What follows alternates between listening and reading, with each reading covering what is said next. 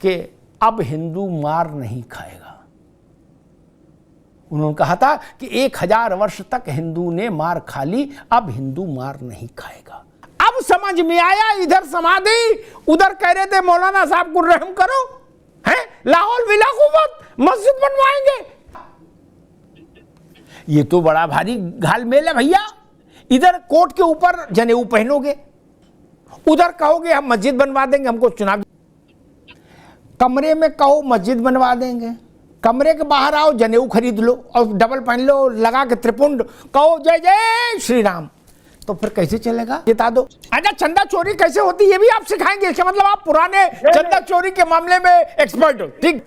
ये जय श्री राम दोस्तों, अगर आप इस चैनल पर पहली बार आए हैं तो इस चैनल को जरूर सब्सक्राइब कीजिए। दोस्तों, इस चैनल पे हिंदू विरोधी और देश विरोधियों की हमेशा बैंड बजाई जाती है, इनको जमकर एक्सपोज किया जाता है, जिसके लिए मैं डेली 10 से 12 घंटे रिसर्च करता हूं। मैं अपने सब्सक्राइबर का बहुत ही शुक्रगुजार हूं, जिन्होंने कम समय में ही मेरे चैनल को बहुत सारे व्यू दिए और अपने मूल्यवान सुझाव दे, जिससे मेरा मनोबल 1000 गुना बढ़ता जाता है। दोस्तों, आपसे एक बड़ी गुजारिश है, 97% व्यूअर्स अभी भी मेरे चैनल को सब्सक्राइब नहीं किया है, प्लीज सब्सक्राइब जरूर कीजिए। दोस्तों, इस डिबेट में आप ये देखेंगे कांग्रेस के पाखंड को अग्निहोत्री जी ने बहुत ही बखूबी तरीके से उजागर किया है। देखिए इस डिबेट। कांग्रेस की बड़ी बीमारी है, हम बोलेंगे दूसरा नहीं बोलेगा, दूसरा बोलेगा तो हम कहेंगे ये शमशान कब्रिस्तान कर रहे हैं, हम बोलेंगे तो हम कहेंगे कि हम अकलियत के हक में खड़े हैं। दूसरा बोले, मनोज पंडित बोले शमशान कब्रिस्तान कर रहे हो, शहनवाज आलम बोले जिंदाबाद मेरे लाल, अटारी चढ़ के नारा लगा है,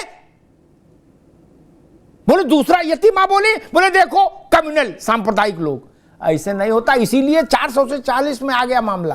वो अटल जी ने कभी कहा था, कांग्रेस की वैचारिक स्थिति देख के मुझे याद आ गया अटल जी की एक बात, मौलाना साहब, उन्होंने कहा था कि बिरयानी और सेवई मिला के नहीं खाई जा सकती, अलग अलग खाई जा सकती है क्या? उन्होंने यहाँ पर सर्किट हाउस में बैठ करके तमाम लोगों की मौजूदगी में, ये मैं जो बता रहा हूँ ये सब रिकॉर्डेड चीजें हैं। वज़ीर आज़म ने खुद हमसे कहा था कि नरसिम्हा राव ने कि हम बाबरी मस्जिद बनाएंगे, आप जो है 97 में होने वाले लोकसभा के इलेक्शन में आप जो है वो हमारी सपोर्ट करते हैं।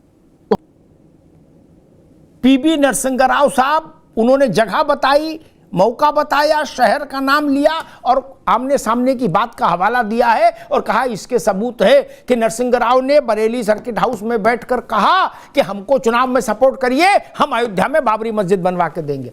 मुन्ना खान साहब, ऐसा चरित्र चलेगा फिर कैसे काम चलेगा? कह तो रहा हूं, देश के प्रधानमंत्री अगर आकर के उनसे कह रहे हैं कि आप हमें बरेली में सपोर्ट करें या पूरे बरेली में नहीं करें, बरेलवी सेक्ट सपोर्ट करें, बरेली में सपोर्ट नहीं करें। जवाब, ये तो बड़ा भारी घालमेल है भैया।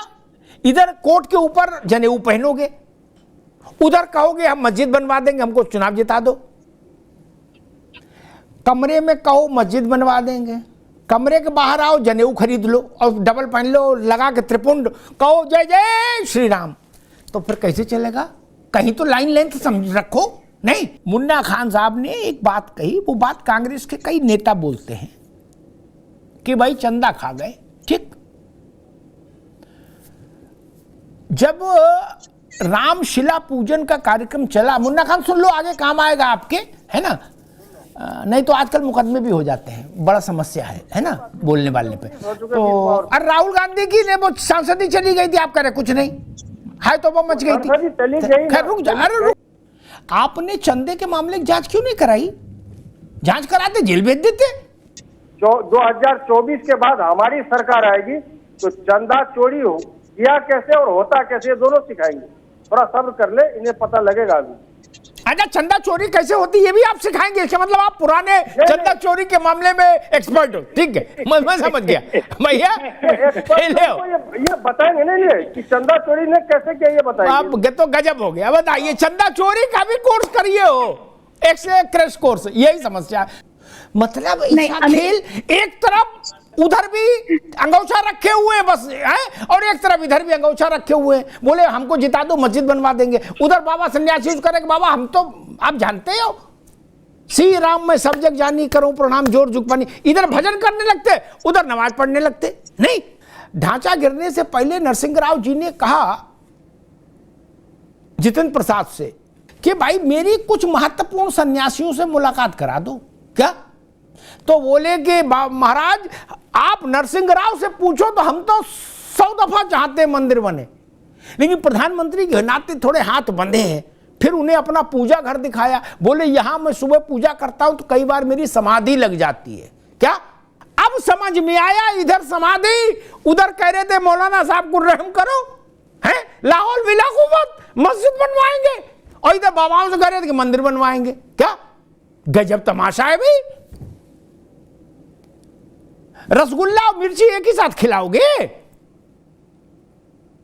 ये वही नासमझी थी जो नरसिंह राव कर रहे थे, जो राजीव गांधी करके गए थे। उनके दिमाग में ये बात, लोगों चार चिंटुओं ने दिमाग में उनकी बात भर दी कि हुजूर ताला खुलवा दो। बोले डन। अब बोले शाहबुद्दीन शाहबानो वाला केस पलट दो।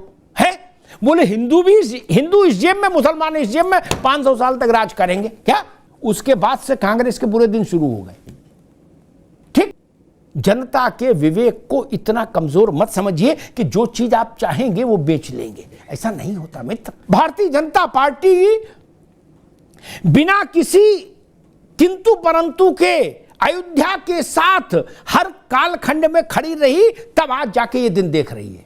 क्या आप देश के मन के साथ अगर छल करने की कोशिश करेंगे तो वो देश का मानस स्वीकार नहीं करेगा। अब हिंदुस्तान में ये किसी हुकूमत के लिए मुमकिन नहीं होगा कि उस जगह पर मस्जिद बन जाए।